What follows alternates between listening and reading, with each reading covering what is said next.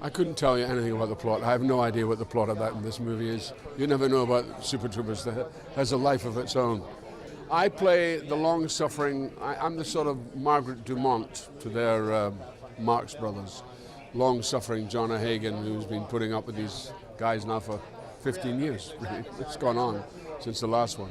So he's very patient and very, but he has a bit of a temper as well.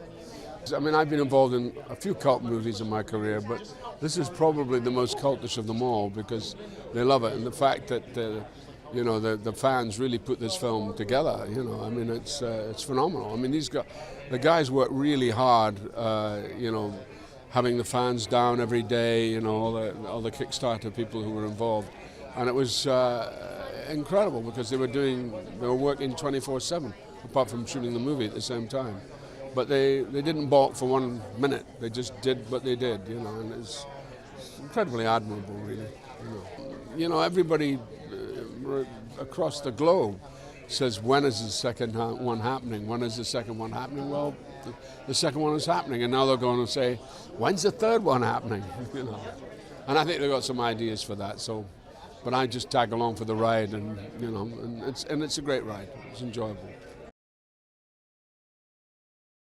Her name is Genevieve Aubois, and she is the cultural attaché between the Americans and the Canadians.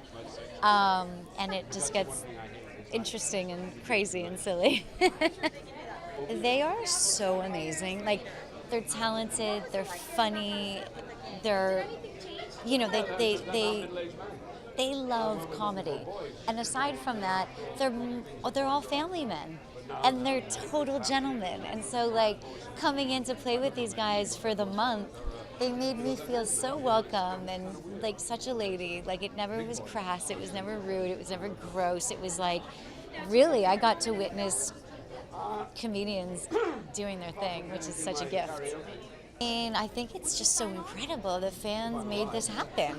This wouldn't have happened without them. I think it's, you know, it's a testament to when people come together, great things can happen. And like, that's what happened with this film. I think all the fans got together, contributed, and like, here we are, Super Troopers 2, what is it, like 15, 17 years later?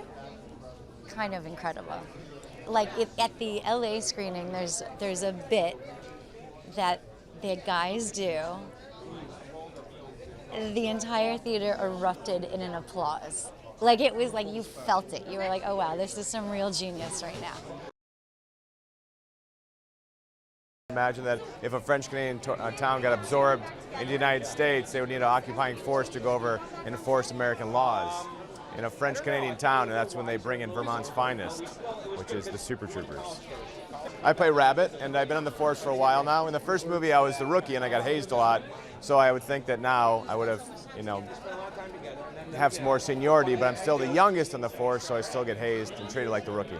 Yeah, we had 54,000 contributors help us make this movie via crowdfunding in an Indiegogo campaign, and it's just been an incredible experience working with the fans and getting to make the movie with the fans. It's been an experience that we've never got to, you know, experience before. It's incredible. Well, the writing process, we've known each other ever since college, so we write very collaboratively. We create a detailed outline, and then we each write our section, and then we just collaborate and try to write about 20 to 30 drafts to get a draft that we're really happy with. Oh, hello, Wonder Woman. Hi. Oh, my gosh. How are you? Wow, Lynda Carter. Fantastic.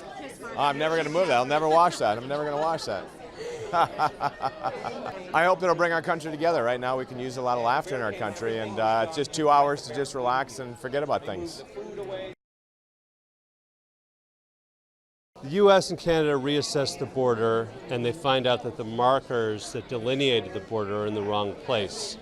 In Vermont's case, they're about 25 miles into Canada. So this whole town is actually, they think that used to be Canadian is actually an American town. So the Mounties are they're going to transfer control of the area to the Vermont Highway Patrol. So we come in to oversee the transfer. So we're kind of like an occupying force. And you know, the local people, the French Quebecois, are unhappy. I play like Arcot Ramathorn, kind of the commander of the Highway Patrol underneath our captain.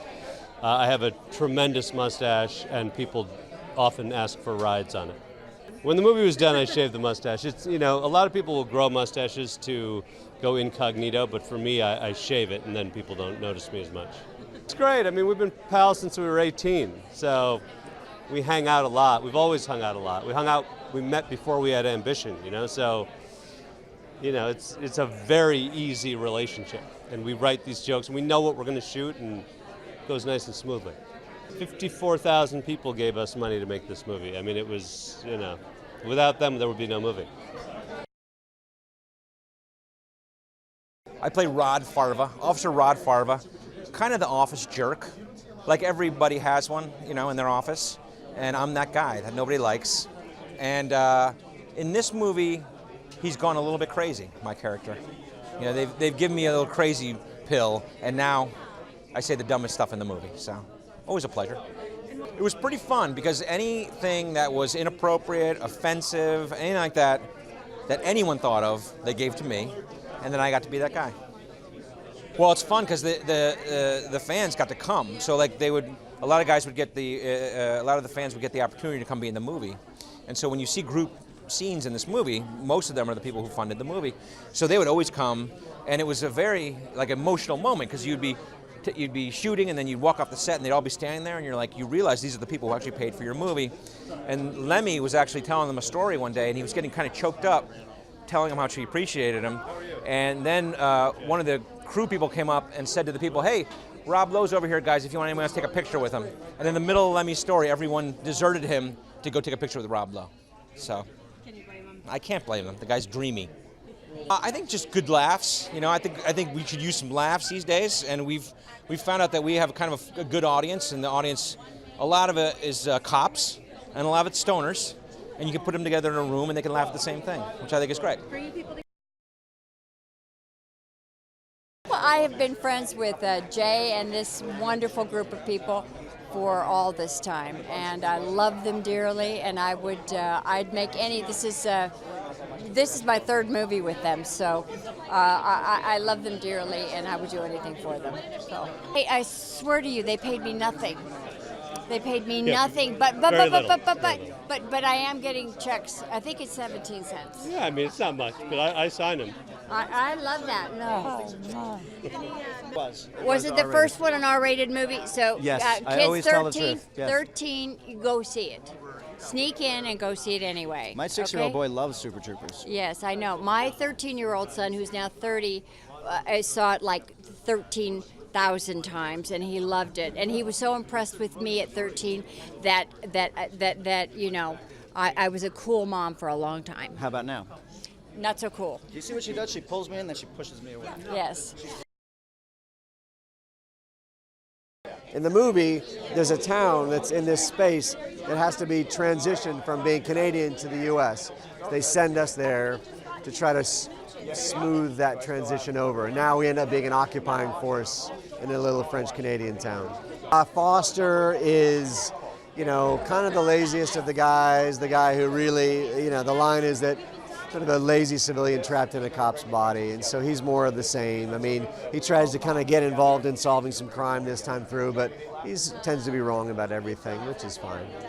We've been doing the same thing we've been doing since college, which is we get in a room together and we just try to make each other laugh. And, that's it. It's a lot of just improvising stuff, coming up with things that we think will crack each other up, We crowdfunded.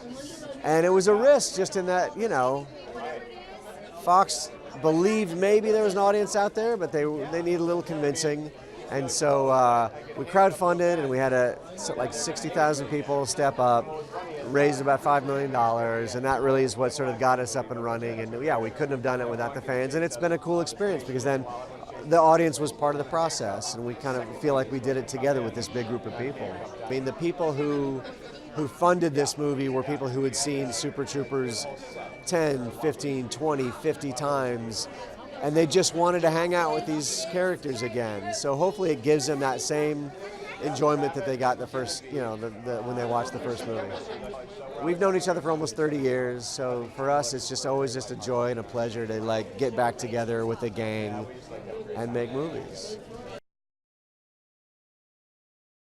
I mean, we couldn't have done it without them. It was many years in trying to make the sequel, and it wasn't until the fans really showed up and said, we want to see this film. So we did a crowdfunding campaign, and we raised a lot of money in a very short period of time, and if it wasn't for them, there'd be no film. So we're excited that they helped us, and we're excited that they'll be here tonight. Yeah. We're a dysfunctional family that works really well together, and I love them like they're my brothers, and I hate them like they're my brothers, and it's a great, great working relationship. It's been 23 years we've been working together now, something crazy like that. So. There's a small Canadian town, and those people are now going to have to become Americans, and so we're there to help them acclimate and to ease them into it.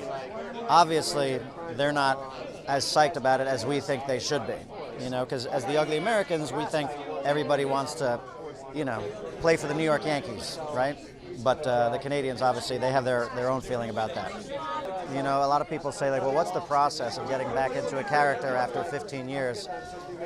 It's a mustache and a stick of gum. That's how I do it. That's all I need. This is my real mustache. And this is how you know, like, things are getting big time now, is they combed and groomed my mustache today. Did you like it? I loved it. They blow-dried it. They put some wax in my mustache. I loved it. Lucky you. Yeah. I know that people who review the movie say, like, we're kind of mindless and sophomoric and childish, but we actually put a lot of work into that. And, we like to say we have smart jokes for dumb people, dumb jokes for smart people. The car chases are bigger. The fights are a little bit bigger. I have a full nude scene, like Django Unchained, upside down, every angle. That was liberating. I recommend everybody do a nude scene in a film sometime. You learn a lot about yourself.